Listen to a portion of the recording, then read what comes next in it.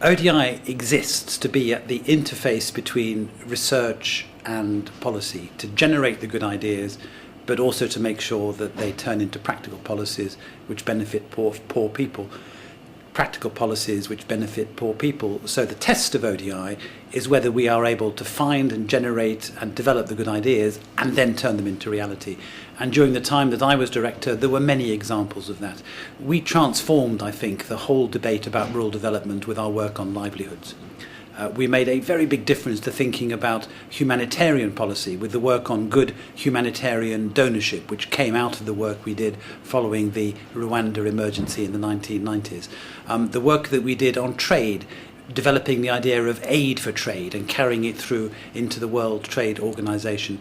And then an enormous amount of work around poverty and inequality and social policy, which has been transformed into the conversation about the MDGs. And the test of our success, the measure of our success, is to be found in the manifestos of our political parties at the time of the election, but also in the wider international conversation building up, for example, to the MDG summit this year, the work of the EU, the climate change negotiations. On topic after topic over many years, what ODI has proved, I think, is that research matters, ideas matter, and that ideas can be turned into change which benefits the poor.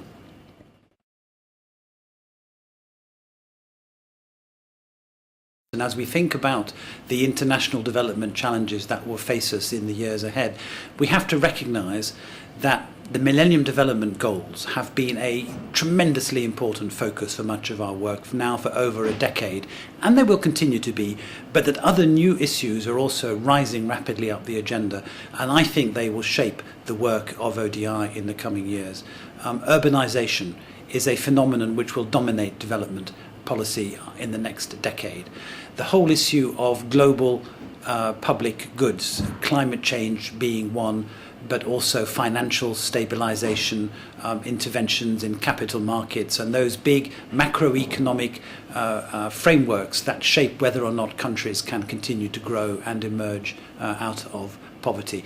We're certainly going to be concerned very much with fragile states and with the interface between development, politics, security issues in a number of the poorest countries.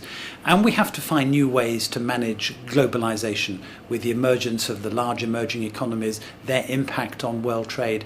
And if you compare the dynamism, the growth, the poverty reduction performance in Asia with the problems that we face in Europe with an aging population and a very slow growing economy, you can see that we're no longer in the position where we represent a dynamic set of economies with the answers to the world's problems. We have to work in new kinds of partnership, learn in new kinds of ways from people who are already demonstrating tremendous development success and will continue to do so in the future.